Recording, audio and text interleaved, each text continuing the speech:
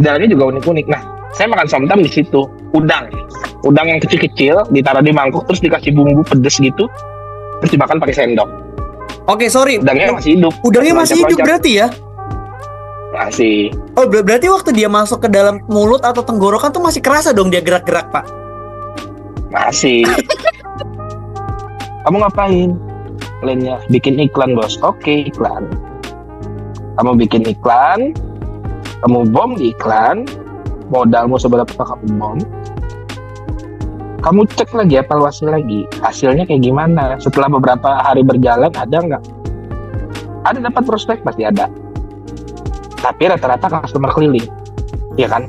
Betul. Plan B-nya yang kamu harus lakukan supaya nggak bakar uang. Pandai ya. Dan mungkin ini bisa ya teman-teman yang nonton podcast ini untuk potong adegan tadi lalu kirim ke SPV-nya masing-masing ya. Supaya nanti ternyata gini ya caranya ya biar bisa jaga mood dari sales-sales ya kan. Bisa ya Pak ya, digunakan ya Pak ya. Besok-besok gue di WA sama SPV yang lain. Komplain ke Pak Wanda.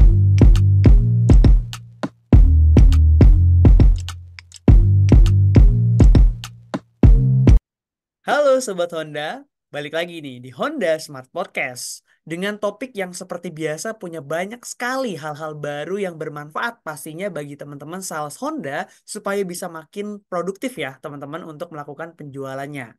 Nah, di sini ada nggak sih yang kira-kira cita-citanya itu pengen bisa keluar negeri sekali aja seumur hidup? Atau teman-teman pengen beli sesuatu barang itu tanpa ngelihat harganya?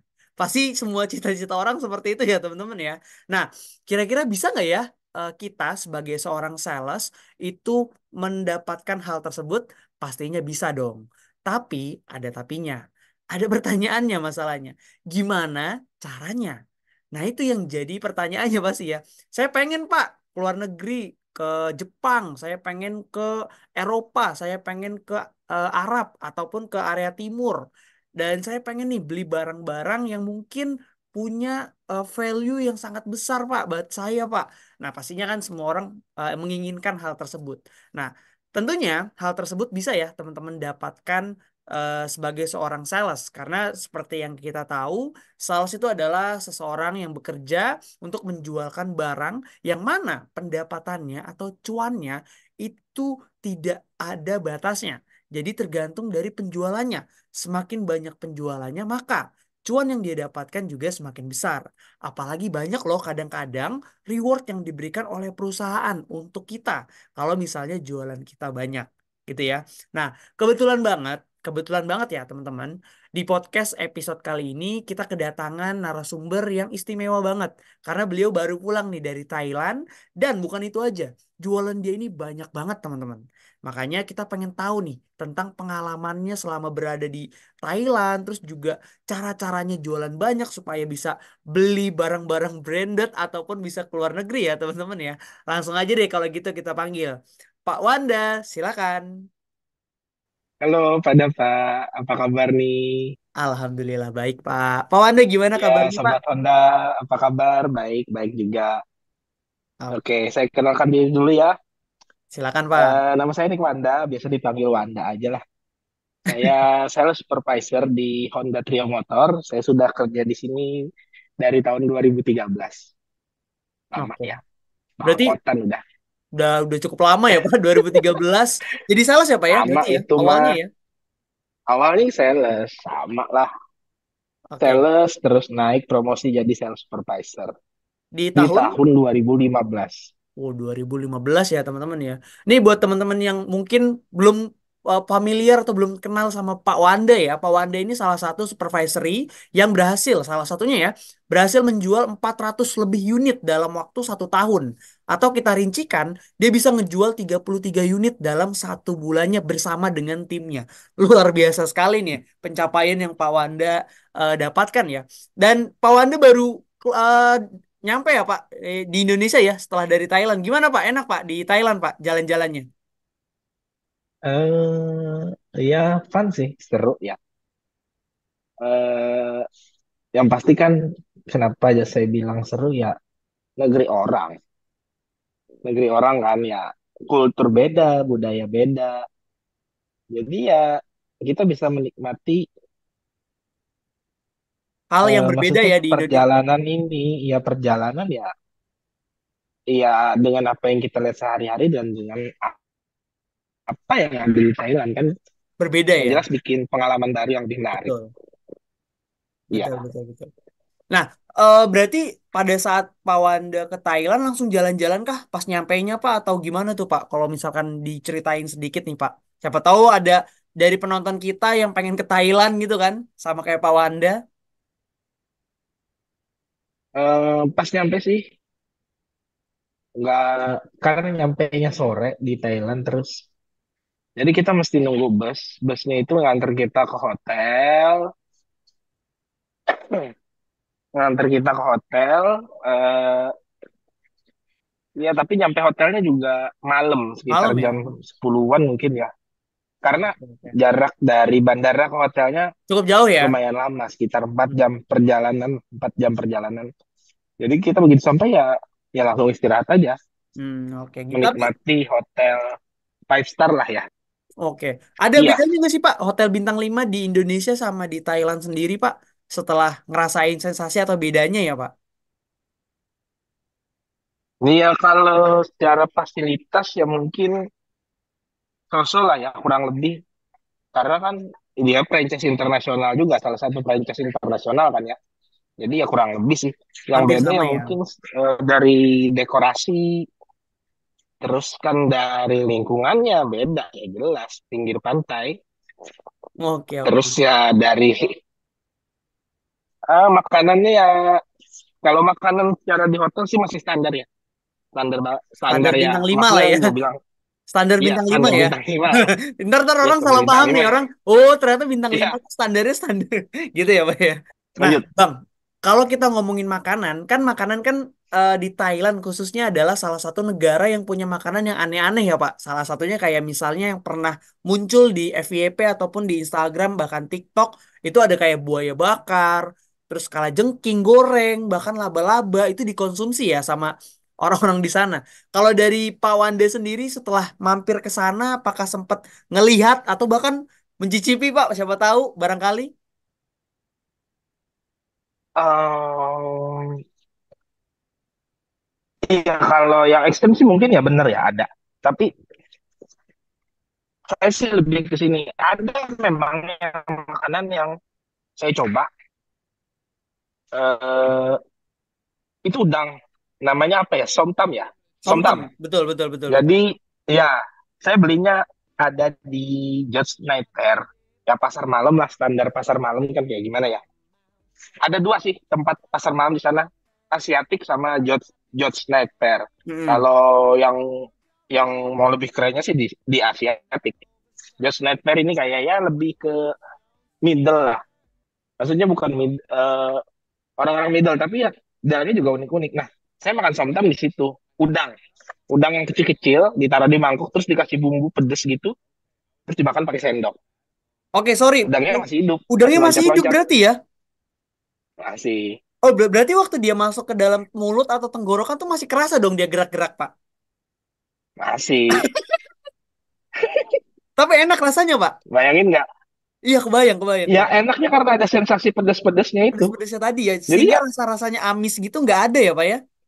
nggak ada. Dan juga ya selama perjalanan di sana sih ya, karena banyak yang tahu, teman-teman kantor, orang rumah kan juga banyak yang tahu, keluarga-keluarga. Berangkat kopernya satu, pulang-pulang kopernya tiga. Beranak Beranak dong. ya.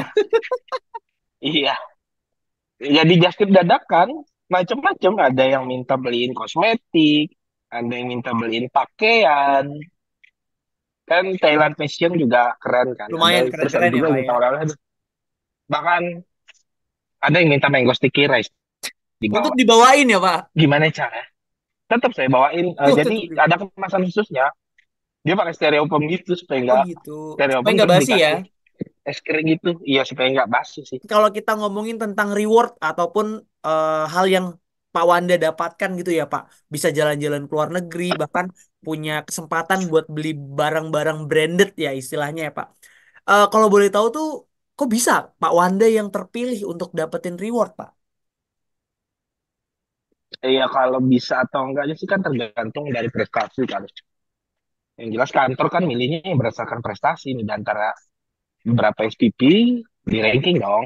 Hmm. Yang prestasinya paling bagus dan alhamdulillah ya saya yang kepilih. Oke.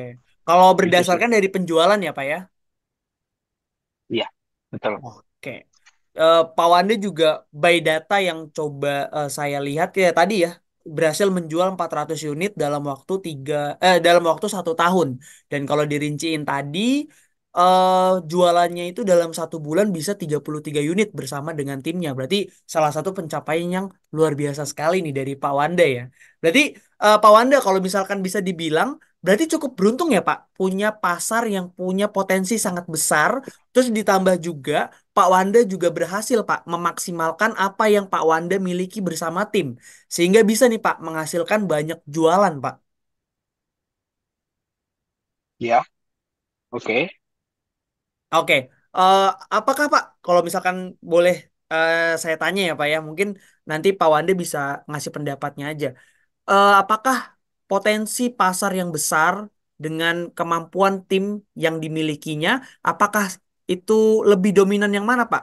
Apakah Pak Wanda jualan karena pasarnya memang benar-benar potensial, atau memang bisa memaksimalkan tim yang ada, Pak? Kalau kondisi pasar yang besar ya saya nggak perlu sales dong. Betul, Orang datang dong ya. betul, betul, betul, Orang betul. datang sendiri beli. Kalau masih ada salesnya, berarti kan ini pasarnya besar, tapi nggak cuma kita kan di sini, nggak cuma Honda, banyak Betul, dong merek betul, lain. betul, betul, betul, Otomatis kita perlu sales dan kita harus maksimalkan potensi mereka. betul, betul, betul, betul. Caranya gimana ya? Eh, kita harus ya jelas yang pasti usaha dong ya. Kita ada usaha, tapi supaya usahanya jalan ya kita mesti ngapain ya? Kita mesti bikin plan. Kita ada planning ya sebagai supervisor ya strategik lah. Kalau plan A gagal, kita coba plan B. Plan B gagal, kita coba plan C. Apapun plannya, yang pasti itu tujuannya supaya achieve sama target yang dibebankan oleh manajemen dan memaksimalkan potensi para sales. Soalnya hasilnya kan buat mereka juga kalau mereka jualan. Oke, oke. Itu kan kalau sudut, nah, sorry nih Pak, kalau misalnya kepotong ya. Tapi kan itu kan sudut pandang dari SPV Pak. KSPP kan memiliki pandangan sebuah strategik ya istilahnya ya. Tapi apakah pemikiran seperti ini bisa Pak digunakan oleh teman-teman sales yang berada di lapangan? Kalau misalnya bisa, gimana Pak? Ya kan saya aplikasikan ke sales saya kan. Ya saya bikin plan, ya mereka pasti juga punya plan dong. Harus gitu ya, sales juga harus punya plan kerja. Sales nggak kayak admin kerjanya yang sudah tertata, yang sudah ada kerjaan yang pastinya. Kamu jadi sales, pada saat kamu ikut briefing, ya termotivasi. Tapi kalau kamu nggak punya plan begitu keluar dari ruangan Dealer, briefing, terus ya keluar dealer lah, warung kopi. Kalau kamu nggak punya plan, buyar apa yang kamu kerjain, iya nggak kan? ada ya. Iya, jadi harus memang punya plan ya. Eh, Misalkan nih contohnya aja, plan plan kamu sebagai sales hari ini kanvas, kanvas kamu bagi-bagi brosur di suatu tempat ya. Contoh aja ya satu tempat titik A lah. Titik A ini kamu anggap potensi yang kamu kerjakan di situ kanvasnya. Tapi setelah kamu monitoring hasilnya, evaluasi hasilnya, ternyata belum ada hasilnya. Ya jangan langsung nyerah. Makanya saya bilang tadi punya plan itu harus beberapa. Saya ajarkan ke sales. Begitu plan A nggak jalan, jalanin plan B. Jadi plan B-nya apa? Plan B-nya adalah selain kamu bagi brosur, kamu juga harus ngobrol sama yang kamu kasih brosurnya. Itu skill negosiasi sama skill sales talk Komunikasi kan ya. berarti harus ditingkatkan komunikasi betul. Nah jadi seperti itu sudah kamu jalankan juga ternyata masih gagal, plan C-nya apa, tinggalin itu tempat, berarti di situ bukan market kamu. Jadi kayak gitu sih, jadi ya sales-sales yang di saya ya rata-rata sih punya plan kerjanya, Oke, oke. karena saya suka yang terstruktur, karena pun saya kerjanya by data semua. oke. Wah, jadi menarik ya dari yang Pak Wanda sampaikan ya. Jadi plan itu nggak cuma satu, keusahakan itu punya banyak plan ya. Apalagi sebagai sales zaman sekarang seperti yang Pak Wanda bilang tadi ya, modal canvassing, habis itu komunikasi itu kadang-kadang juga kadang nggak cukup ya Pak. Ada juga sosial media kadang-kadang nih yang bisa kita maksimalin. Betul ya Pak Wanda ya? Betul, betul, betul. Iya, ngomong soal sosial media ya, eh itu udah jadi tren sih kayaknya sekarang. Tren kerja Betul. sales zaman sekarang di sosial media. Sebenarnya saya nggak terlalu setuju. Harusnya kalau memang mau sosial medianya jalan ya di combine. Ya, kalau kamu cuma plannya cuma kamu ngapain? Plannya bikin iklan bos. Oke iklan. Kamu bikin iklan, kamu bom di iklan, modalmu seberapa kamu bom, kamu cek lagi, evaluasi lagi, hasilnya kayak gimana. Setelah beberapa hari berjalan, ada nggak? Ada dapat prospek pasti ada. Tapi rata-rata customer keliling, ya kan? Betul Plan betul B-nya betul. yang kamu harus lakukan supaya nggak bakar uang, ya skill negosiasi kamu, karena kamu nggak face to face sama ini orang. Makanya saya bilang di komen tadi ya, awalnya dari situ, dari online, terus ke offline. Gimana pun caranya kamu harus ketemu. Karena pada saat ketemu, kamu baru bisa tahu orang ini serius apa enggak. Oke Ya, oke. tapi kalaupun dia nggak mau ketemu cuma lewat chat, jangan juga dibuang datanya, disimpan aja, di manage aja di databasemu. Karena kan jadi database customer kamu juga. Jadi seperti Betul. itu sih. Itu plan-plan yang harus dijalankan oleh dalam sosmed. Yang pertama ya iklan aja, nggak terlalu import. Habis itu negosiasi dan komunikasi ditingkatkan juga. Terus ya plan C-nya ya ajak ketemu Nah, oke. customernya.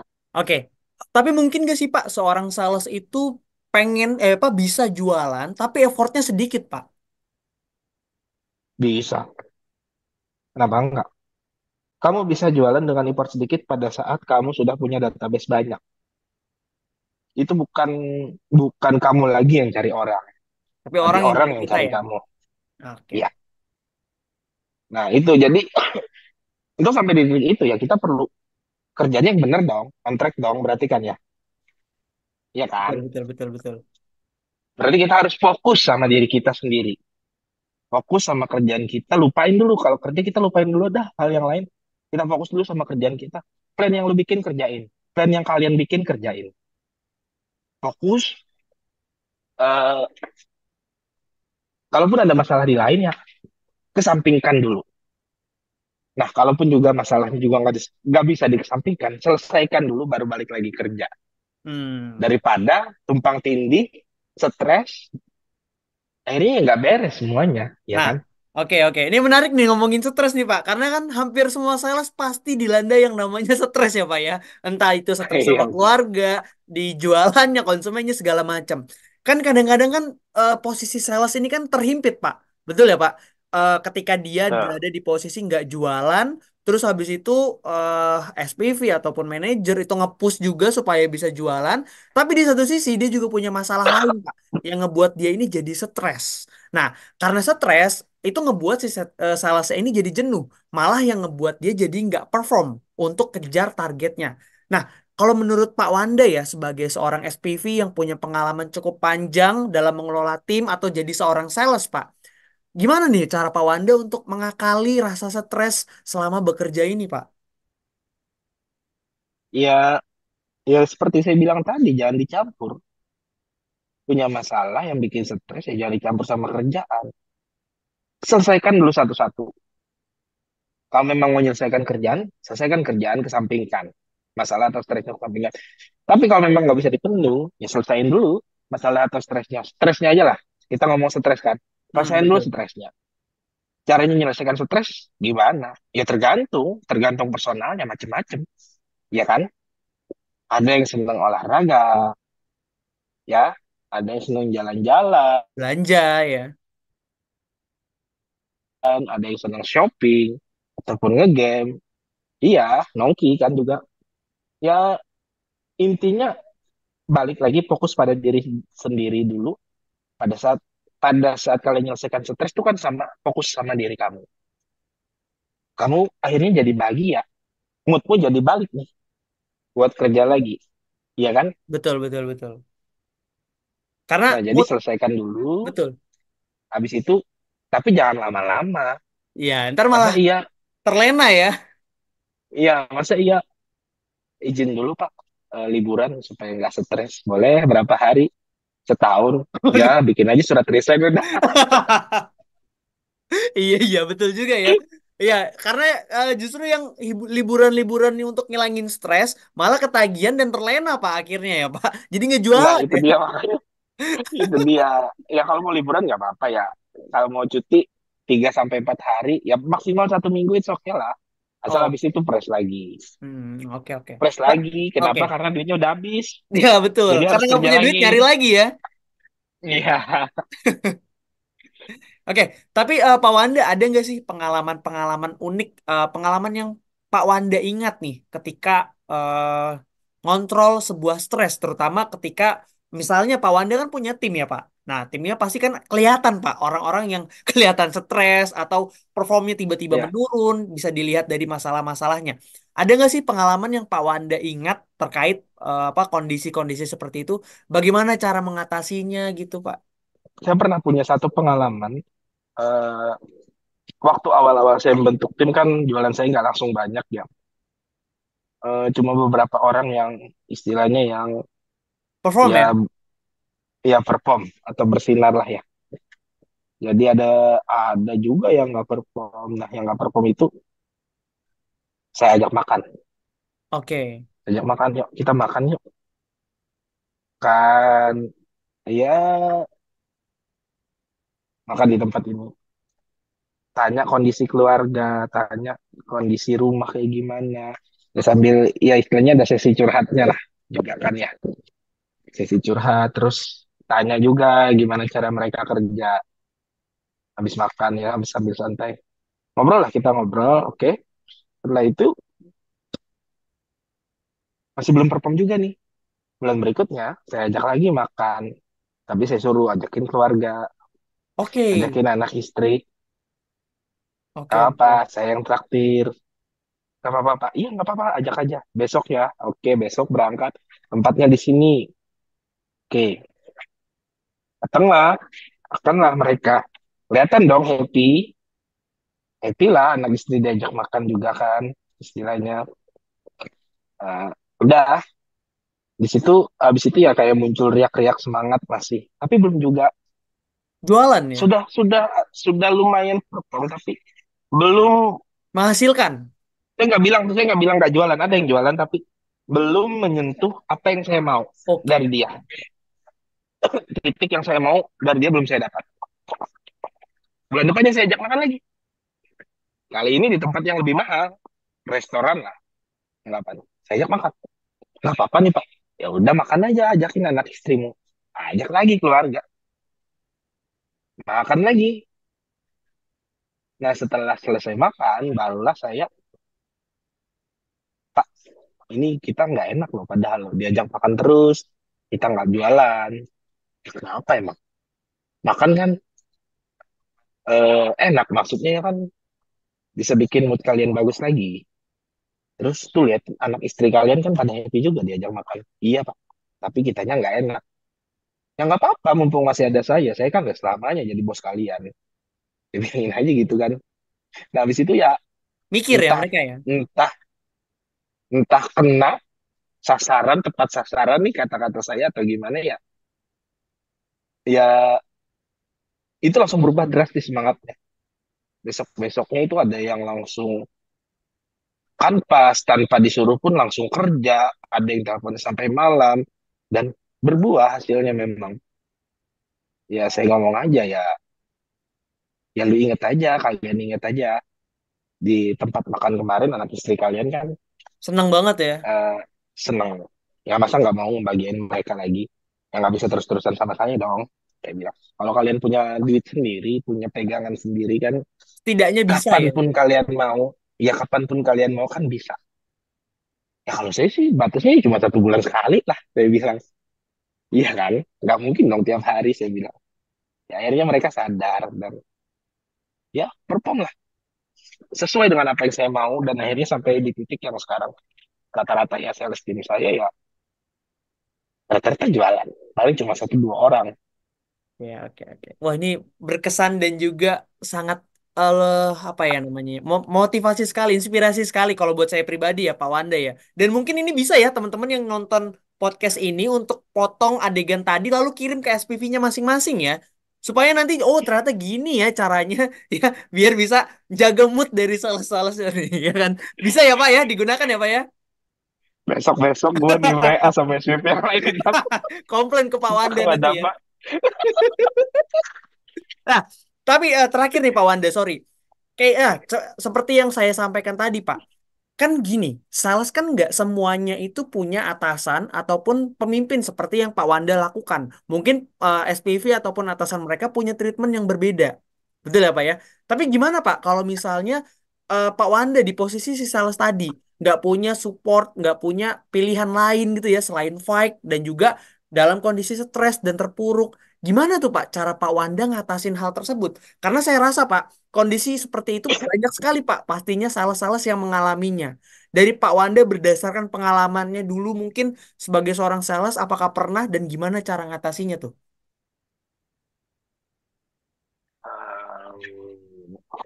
Ini menarik nih, sales yang nggak perform, terus nggak punya SPP kayak saya, terus ya istilahnya harus fight sendiri di tengah Stres, keterpurukan, ya kan? tekanan betul. Saya pernah mengalami kondisi ini pada saat saya jadi sales.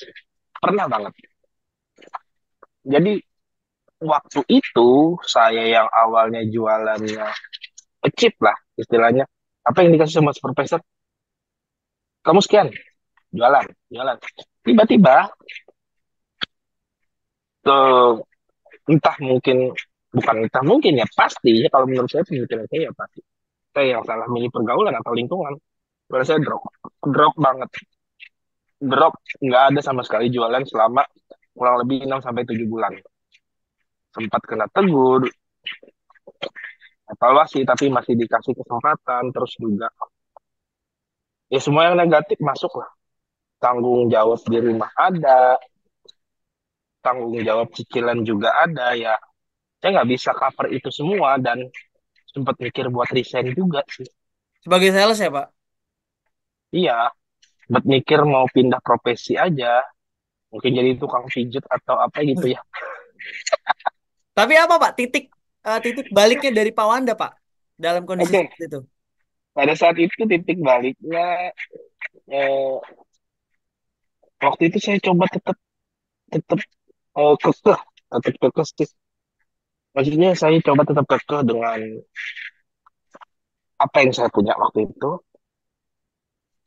tapi saya nggak mau mulai sesuatu yang baru. Saya belum terbuka. Hingga pada saat waktu itu ada pameran ya di pameran mobil di mall di sini lah. Dan waktu itu kebetulan saya memang kayaknya harus jaga pameran nih. Uang saya bahkan saya ingat waktu itu tinggal 15.000 loh. 15.000 lima Pak. belas ribu rupiah, 15.000 rupiah, 15.000 cukup apa di mall? Cukup buat parkir doang, ada Pak. Betul, betul iya Pak, bener juga ya. Oke, setelah itu Pak, Tapi ya udahlah, ya udah Bismillah aja, Bismillah. Jaga, siapa tahu nanti ada jualan, saya bilang dapat SPK. Jaga aja saya. Betul waktu itu saya jaga sama teman-teman saya yang memang jualannya bagus, bagus terus, bagus terus jualannya. Eh, ya udah, ya jaga kayak biasa aja jaga pameran. Terus pas jam makan dia ngajak saya, Wan, makan yuk. "Ah, enggak, kamu aja, aku biar di sini aja. Cuma karena mungkin karena dia tahu saya kondisinya nggak jualan, nggak ada penghasilan, nggak apa, ya udah nggak apa-apa, aku yang traktir. Serius? Iya katanya. Udah akhirnya kita jaga, kita makan. Dia tanya, kamu kenapa sih kemarin-kemarin jualan kenapa kok tiba-tiba? Ya itu eh, saya juga nggak tahu saya bilang. Waktu itu saya blaming, blaming keadaan, blaming orang-orang sampai dia ngomong, lu nggak usah nyalain orang lain, kamu nggak usah nyalain orang lain. Coba kamu koreksi diri diri kamu sendiri. fokus dulu sama diri kamu sendiri. Jangan pernah menyalahkan lingkungan, keadaan sama orang lain. Koreksi apa yang ada dalam diri kamu. Dari situ saya sadar, oh iya, benar juga. Iya kan, berarti ada yang salah. Nah, saya mikir, statement dari dia saya pikirkan terus panjang jalan pulang. Setelah itu kan kita jaga lagi terus pulang. Berarti saya harus berubah nih. Berubahnya mulai kapan? Jangan ditunda. Kalau bisa sekarang ya, kenapa mesti Sekarang ya, besok? betul. Malam itu juga saya berubah. Malam itu juga saya berubah. Saya koreksi lagi diri saya. Pas saya nggak jualan, saya coba fokus ke diri saya sendiri dulu. Saya buka database saya yang lama-lama dan baru. Terus saya bikin plan. Saya bikin plan. Malam itu juga saya bikin plan di kertas kecil. Besok saya mau ngapain aja. Saya catat semuanya. Saya catat. Ingat saya waktu itu plan saya bangun pagi jam 5. Bangun pagi jam 5, sholat subuh, terus berangkat jam 7 ke kantor. Jam 7, sampai di kantor jam 8 saya langsung, waktu itu kan masih zaman SMS ya. Hmm, Saya hmm. langsung blast SMS. Blast SMS 200. Itu harus capai dulu tuh. Kalau masih belum ada centang berarti belum saya kerjain. Jadi Oh di plan gitu di ya. ujungnya Belum harus ada next centang. belum next list ya Pak ya? Iya, Oke, oke. jadi sampai pokoknya seharian itu plan saya waktu itu, ingat saya, blast SMS 200, calling 25 orang atau keep in touch dengan 25 orang, terus ketemu sama 6 orang. Ketemu pun terserah mau ngapain. Yang pasti ketemu dulu sama orang lain. Karena kan kita sales, kita nggak mungkin bisa jualan kalau kita nggak dikenal, Betul, iya kan? betul.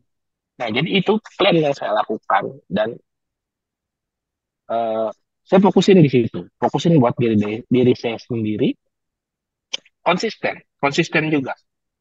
Pokoknya kalau belum mau dikerjain ya kerjain dulu lah, Hmm. jangan males, ya Oke. jangan malas, pokoknya kerjain aja lah. Mau nanti itu kamu pulangnya sampai malam, ya kerjain dulu planmu sampai selesai.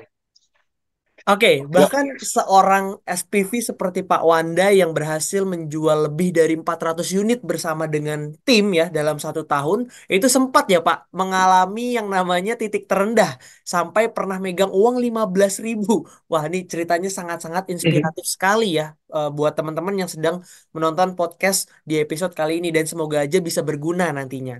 Dan nggak kerasa juga ya, ternyata teman-teman kita sudah menjalani waktu sudah cukup lama nih ngobrol dengan Pak Wanda. Sekali lagi saya pengen ngucapin terima kasih ya Pak Wanda untuk penjelasannya, sharing sama-sama. pengalamannya dan juga hal-hal baik yang sudah dibagikan nih sama Pak Wanda. Semoga apa yang Pak Wanda sampaikan ini bisa berguna ya buat teman-teman yang menyaksikan podcast kali ini ya Pak ya. Iya, Oke, sip. Kalau gitu kita tutup aja untuk podcast di episode kali ini. Jangan lupa buat teman-teman untuk like dan juga komen beberapa komentar yang ingin teman-teman sampaikan.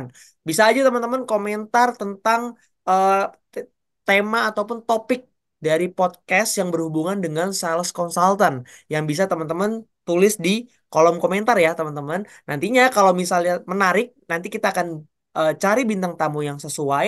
Lalu kita akan buat di episode selanjutnya. Nah, untuk itu kita tutup aja untuk podcast episode kali ini. Sekali lagi terima kasih Pak Wanda untuk meluangkan waktunya ya untuk makasih, sharing makasih. dan juga membagikan pengalamannya. Oke, di akhir episode ini Oke, saya pengen ngucapin terima kasih dan sampai jumpa di episode-episode selanjutnya. Terima kasih.